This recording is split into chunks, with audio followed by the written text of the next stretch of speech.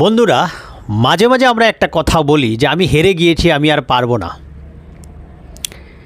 কি সত্যি আপনি আর আমি হেরে গিয়েছি? যাকে প্রভু কখনো হারতে দেয়নি, যে প্রভু বিধাতা ঈশ্বর আল্লাহ যেটাই আপনি বলেন না কেন, উনি যদি আমাদেরকে হারতে দেয়নি, আমি আর আপনি কে কথার কথায় বলে দেই হেরে গিয়েছি। যে প্রভু বিধাতা ঈশ্বর ছোটোর থেকে নিয়ে মায়ের গর্ভের থেকে নিয়ে আজ পর্যন্ত বেঁচে রেখেছে, আমাদেরকে হারতে দেয়নি, এই হেরে যাওয়া কথাটা হয়তো কিছু মানুষের জন্য স্বাভাবিক, কারণ নিজেকে কখনো তারা জাস্টিফাই করে না যে আমি কে। একদিন আমি ছিলাম না, এসেছি, আর একদিন চলে যাব, থাকবো না।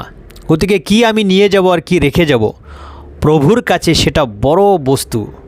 আর যখন প্রভুর কাছে এটা জব দিতে হবে, তখন আপনি আর আমি কখনো হেরে যেতে পারি না। আমরা ছোট ছোট বস্তু নিয়ে উদাস হয়ে যাই, হতবাক হয়ে যাই। কখনো উদাস হবেন না। প্রভুর কাছে মাথা নিচু করে একবার শুকরিয়া আদায় করুন।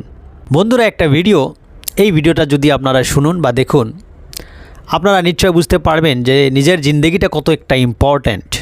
আজ আমি এই ভিডিওটা না শেয়ার করে থাকতে পারলাম না, তাই এই ভিডিওটা আপনারা পুরো শুনুন আর ভাবুন যে আমরা কখনো হেরে যেতে পারি না। শুধু প্রভুর কাছেই হেরে যেতে পারি, আর পৃথিবীর কোনো ক্ষমতার সামনে আমরা কখনো হেরে যেতে পারি না।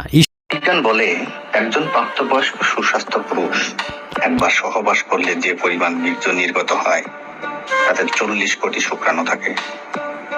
তো লজিক অনুযায়ী মেয়েদের গর্ভে যদি সেই পরিমাণ শুক্রাণু স্থান পেত, তাহলে 40 কোটি বাচ্চা তৈরি হতো। এই 40 কোটি শুক্রাণু মায়ের জরায়ু দিয়ে পাগলের মতো ছুটতে থাকে। জীবিত থাকে মাত্র 300 থেকে 500 শুক্রাণু, আর বাকিরা এই ছুটে চলার পথে ক্লান্ত অথবা পরাজিত হয়ে মারা যায়। এই 300 থেকে 500 শুক্রাণু যেগুলো ডিম্বাণুর কাছে যেতে পেরেছে, তাদের মধ্যে মাত্র একটি মহাশক্তিশালী শুক্রাণু ডিম্বাণুকে ফার্টিলাইজ করে অথবা ডিম্বাণুতে আসন গ্রহণ করে। সেই সৌভাগ্যবান শুক্রাণুটি হচ্ছেন আপনি, আমি, আমরা সবাই। কখনো কি এই মহাযুদ্ধের কথা মাথায় এনেছেন? আপনি যখন দৌড়িয়েছিলেন তখন ছিল না কোনো চোখ, হাত, পা, মাথা, তবুও আপনি জিতেছিলেন।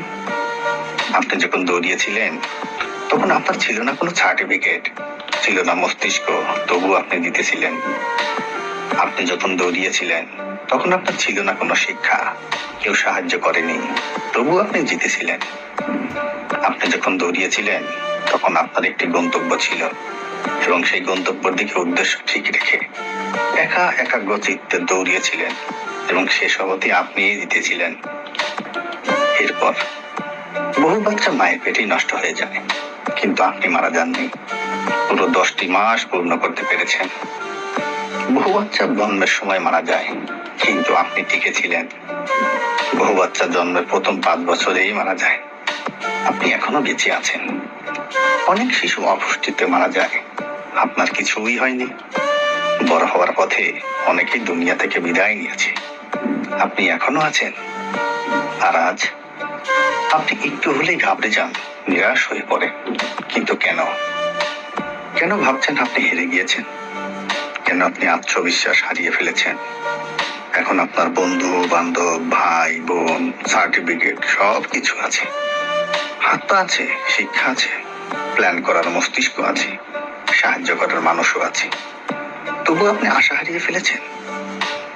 যখন আপনি জীবনের প্রথম দিনে হার মানেননি, 40 কোটি শুক্রাণুর সাথে মরণপণ যুদ্ধ করে ক্রমাগত দৌড়ে দিয়ে কারো সাহায্য ছাড়াই প্রতিযোগিতায় একাই জয়ী হয়েছেন। কেন আপনি একটা কিছু হলে ভেঙে পড়েন? কেন বলেন আমি আর বাঁচতে চাই না?